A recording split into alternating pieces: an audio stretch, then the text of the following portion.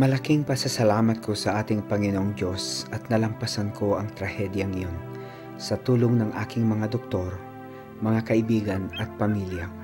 Nandirito pa rin ako para may taguyod ko ang paglaki ng aking anak at tuloy na maabot ang aking mga layunin sa buhay. Noong unang nagka-cancer ako, di ko malaman ang mangyayari sa akin. Pero pagkatapos ng 25 taon, eto ako ngayon at malusog at buhay na buhay. Hello, I'm Dr. Danilo Ablan. I'm Dr. Amelia Chacang. And I'm Dr. Carolina Davide. Ngayon, meron kaming mahalagang bagay na ipaalam sa inyo tungkol sa cancer.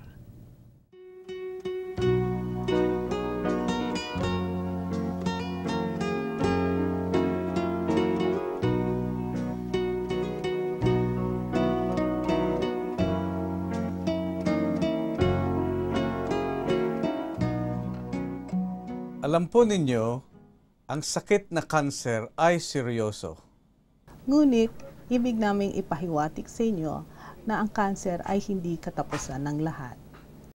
Maraming pwedeng gawin. Labanan mo ang cancer. Alam po ninyo, may mga 9 million survivors sa cancer dito sa Estados Unidos. Ang bidyong ito ay gusto namin mabigyan kayo ng impormasyon para makatulong sa inyo sa inyong mga pangangailangan. Nandito kami para tulungan kayo maging isang cancer survivor katulad ng mga taong makikita ninyo dito sa video. Ako po ay na-diagnose ng cancer noong October 2007.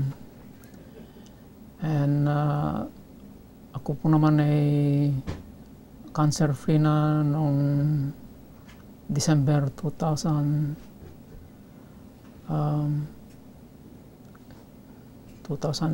hanggang ngayon, February, at the end of this February, about 3.5 months na ngayon. Nung na-discover ko na may cancer ako, pinanganak din yung anak ko, isang anak ko at that time. May flu-like symptoms ako, cold-like symptoms for 3 months na the doctors, 2-3 beses akong pumunta doon sa doktor ko, pero sinabi niya, huwag kang mag-alala, cold lang yan. Binigyan ako ng antibiotics, 2 beses, 3 beses, pero hindi nawawala. At saka at the same time, may nanonotice na ako lumalaking lump dito sa kwan ko, sa throat ko.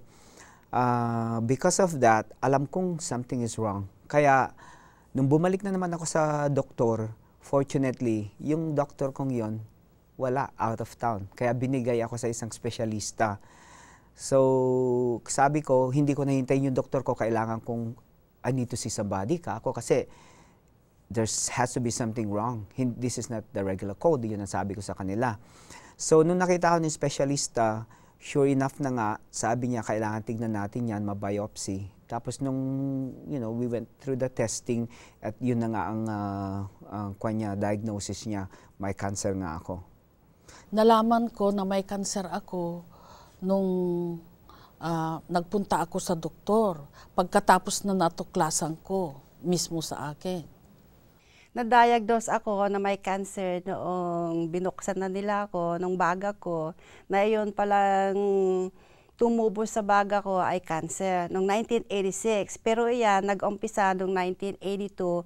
Ang tubo noon ay parang munggo beans lang. Pero nasa stage ako ng denial, kaya hindi ko sinundan yung doktor, yung gusto niyang operahan na ako kaagad. Dahil wala naman akong nararamdaman, saka patuloy pa rin yung mga activities ko. Kaya yun lang, napilitan na lang akong magpa-opera noong wala na, hindi na makita yung baga ko. Sa ibang may karamdaman, ang bansag na cancer po ay napakahirap tanggapin. Yung iba, hindi makakain, hindi makatulog, nahihirapang huminga, hindi makapag-isip ng diretso. Pagminsan, madaling magalit, natatakot, at nangangamba. Maaring ayaw niyong maniwala na mayroong kayong cancer. Pag minsan po, nawawala ng isip, pag minsan, napapabayaan ang sarili. Makakaramdam kayo ng pag-iisa, pagkalungkot, pagsisisi o kahihiyaan. Pero lahat ito ay normal. Nang nalaman kong may kanser ako, natakot ako, malungkot. Hindi ko alam ang gagawin ko. Talagang hindi ko ma-decide kung ano ang talagang magawa sa buhay ko.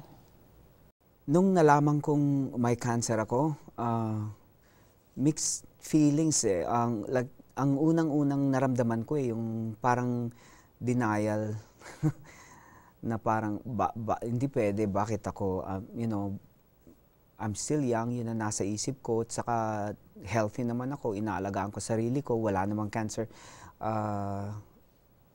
cases sa pamilya namin.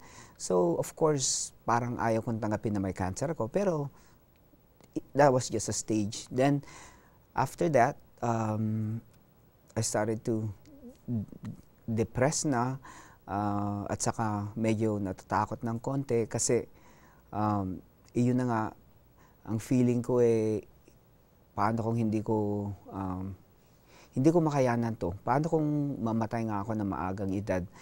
Ayoko rin mangyari yun kasi I feel like nagsisimula pa lang ang buhay ko at that time. Dapat yung tandaan na ang cancer ay isang sakit katulad ng alta presyon, diabetes, o sakit ng puso. Pagka may cancer kayo, ang parte ng katawan ay hindi ginagampanan ang dapat nilang gampanan.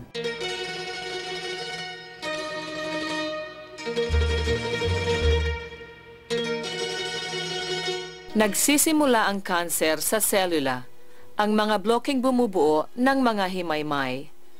Karaniwan, ang mga selula ay lumalaki at naghahati para maging bagong selula ayon sa pangangailangan ng katawan. Kung tumanda na ang mga selula, namamatay ang mga ito at pinapalitan nito ng mga bagong selula. Kung minsan, ang maayos na prosesong ito ay namamali. May mga tumutubong selula kahit na hindi kailangan ito ng katawan at hindi rin namamatay ang mga matandang selula na dapat mamatay. Itong mga ekstrang selula ay maaaring bumuo ng himaymay na tinatawag na pagtubo o tumor. Ang mga tumor na hindi nakakakanser ay tinatawag na benign. Ang mga nakakakanser na tumor ay tinatawag na malignant. Ang mga selula na galing sa mga nakakakanser na tumor ay maaaring kumalat sa ibang bahagi ng katawan. Ang pagkalat ng kanser ay tinatawag na metastasis. Mas malaki ang tsansang makaligtas sa kanser kung ito ay matatagpuan ng maaga. Nang sa ganoon, ang selula ay maliit at hindi pa kalat. Importante ang regular na pagpapatingin at pagsunod sa mga payo at instruksyon ng inyong manggagamot. Ang mga karaniwang kanser sa mga Pilipino ay kanser sa suso sa mga babae, kanser sa prostate sa mga lalaki, kanser sa colon at kanser sa baga. Ang mga detalyeng impormasyon tungkol sa mga iba't ibang kanser na nasabi ay matatagpuan sa videong ito.